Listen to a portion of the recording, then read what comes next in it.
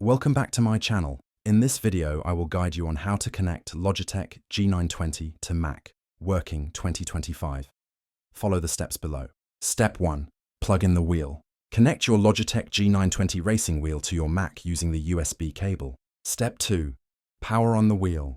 Make sure the wheel is powered on and the LED indicator is lit. Step 3. Install drivers.